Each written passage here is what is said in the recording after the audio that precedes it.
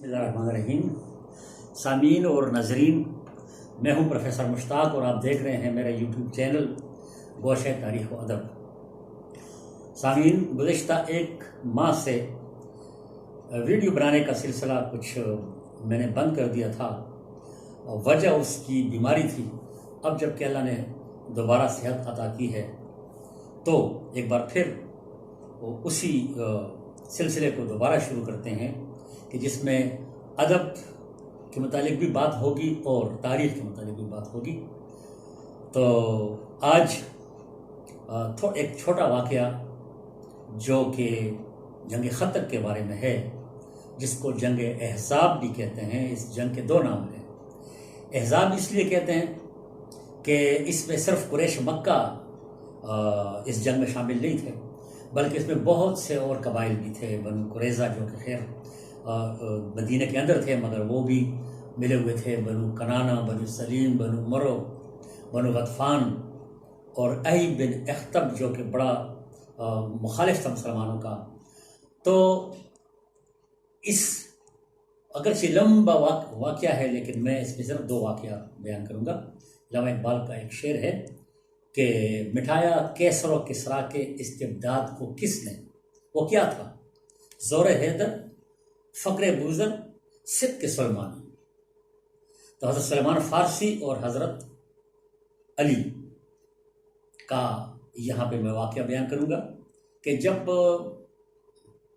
कुरैश मक्का अबू सुफ़ियान की सरकर्दगी में 4000 की तादाद में निकले तो मदीना तक पहुँचते पहुँचते उनकी तादाद 10,000 से लेकर 24,000 तक बताई गई।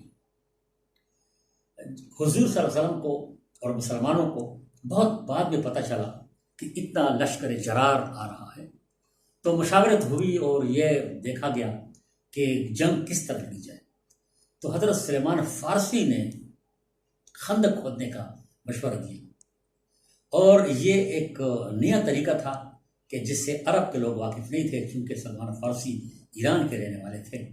लिहाजा फैसला हुआ कि खंदक खोदी जाएगी, 5 गज़ गहरी और 5 गज़ चौड़ी, और फिर 10-10 आदमियों को लगाया गया एक एक जगह पर कि ये अपना सिलसिला जारी रखें।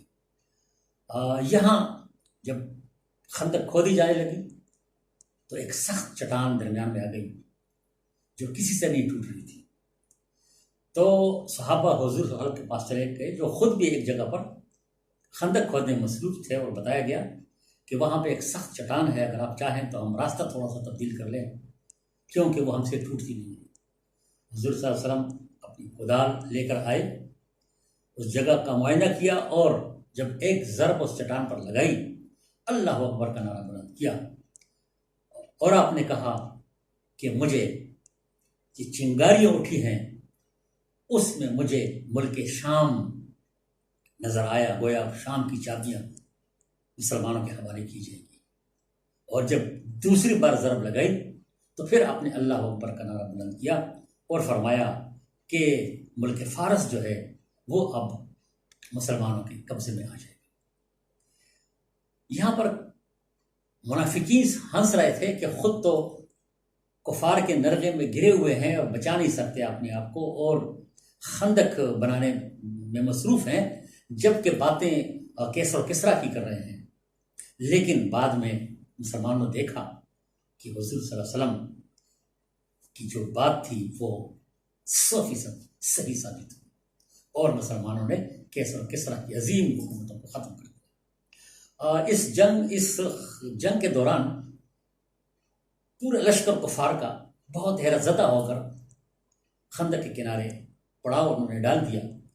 कुछ कुफार ने खंदक को पलांगने की कोशिश भी की।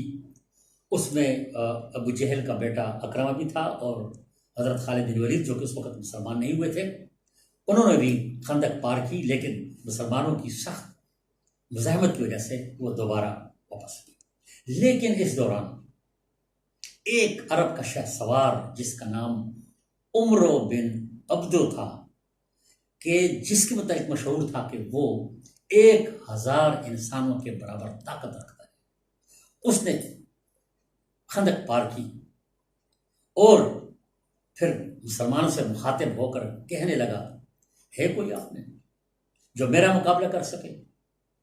چونکہ سب لوگ اس کی شاہ سواری اور بہادری اور پہلوانی سے واقف تھے، لہذا سب خاموش ہو گئے۔ اتنے میں حضرت علی جب اٹھنے لگے تو حضور صلی اللہ علیہ وسلم ان کے قریب، حضور کے قریب بیٹھے ہوئے تھے، تو حضور نے ان کے شانے کو دبایا اور کہا علی عمرو ہے۔ عمرو نے ایک بار پھر ہنس کر کہا کوئی بھی نہیں مقابلے کے لیے، آؤ ہے کوئی مقابلے کے لیے؟ حضرت علی دوبارہ اٹھنے لگے، حضور نے پھر ان کے کندھے کو دبایا، کہا علی سامنے عمرو ہے۔ تیسری بار عمرو نے کہا کوئی بھی نہیں مسلمان جو جنت جانے کے لیے خواہش مند ہو، جنت جانے کے۔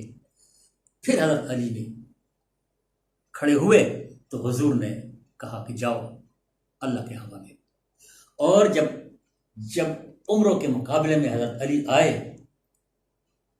تو عمروں نے پوچھا، کیونکہ اس وقت ان کی عمر 21 سال تھی، اس نے کہا اے نوجوان کون ہو تم؟ اس نے کہا جی میں عبد المطلب کا بیٹا ہوں۔ عبد المطلب کا بیٹا، ابو طالب کا نہیں، کیونکہ عبد المطلب بہت بڑے مکہ کے سردار تھے۔ تو اس نے کہا اے بھتیجے میں تمہیں مارنا نہیں چاہتا، تم بچے ہو تم واپس چلے جاؤ، میرا مقابلہ نہیں کر سکتے۔ حضرت علی نے کہا مگر میں تمہارا مقابلہ کرنا چاہتا ہوں، اور عمر نے کہا ٹھیک ہے تو پھر تیار ہو جاؤ۔ اور عمروں نے آپ پر وار کیا مگر آپ کو کوئی گزند نہیں پہنچا اور آپ نے وہ وار خالی پھیر دیا۔ اس کے بعد حضرت علی نے کہا کہ عمرو اب تم تیار ہو جاؤ، اور پہلے ہی تلوار کی وار سے اس کا ڈھال کٹ گیا۔ ڈھال کٹنے کے بعد ان کا ہونٹ بھی کٹ گیا، اور ہونٹ کٹنے کے بعد ان کا سر بھی 2 ٹکڑوں میں تقسیم ہو گیا۔ یہ تھی طاقت حضرت علی کی۔ اسی لیے تو حضرت علامہ اقبال فرماتے ہیں تیری خاک میں ہے اگر شرر تو خیال فقر و غنا نہ کر، کہ جہاں میں نان شعیر پر ہے مدار قوت حیدری۔ شکریہ۔